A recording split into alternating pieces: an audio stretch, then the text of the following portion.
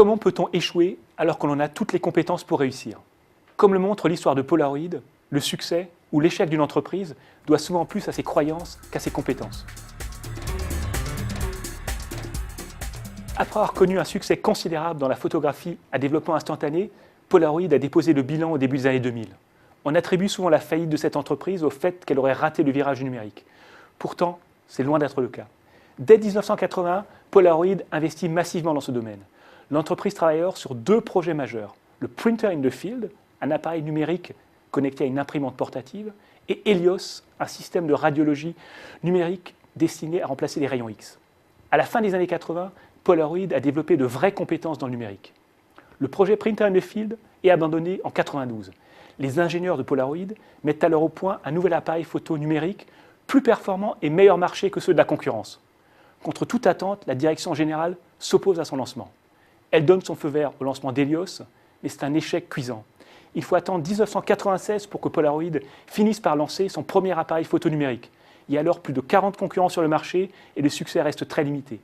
À la fin des années 90, Polaroid n'a plus d'avance technologique. La décision est alors prise de sous-traiter la production des appareils photo numériques à un concurrent japonais. Que s'est-il passé? Comment expliquer que Polaroid ait développé de fortes compétences dans le numérique avant de finir par échouer? Comme l'a montré Giovanni Gavetti, la réponse à cette question réside dans les croyances des dirigeants de l'entreprise. Elles sont au nombre de deux. Premièrement, la croyance selon laquelle les avancées technologiques sont la clé du succès. Deuxièmement, la croyance selon laquelle on gagne de l'argent sur les consommables et non sur le matériel, le fameux modèle lame de rasoir. La première croyance explique que Polaroid est si rapidement investi dans le numérique. Elle a permis à l'entreprise de distancer très rapidement ses concurrents. La seconde croyance explique pourquoi Polaroid a concentré ses efforts sur les projets Printer in the Field et Helios. Elle explique pourquoi les dirigeants de Polaroid ont autant tardé à lancer un appareil photo numérique dépourvu d'imprimante. Alors que l'impression instantanée et donc les ventes de consommables très lucratifs étaient au cœur des projets Printer in the Field et Helios, elle était absente des appareils photo numériques tels que nous les connaissons actuellement.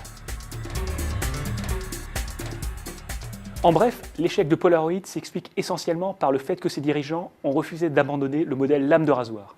Alors que ce modèle avait fait le succès de l'entreprise dans la photographie à développement instantané, il n'était plus du tout adapté à la photographie numérique. Paradoxalement, ce sont souvent les croyances qui ont fait le succès d'une entreprise qui finissent par causer sa perte.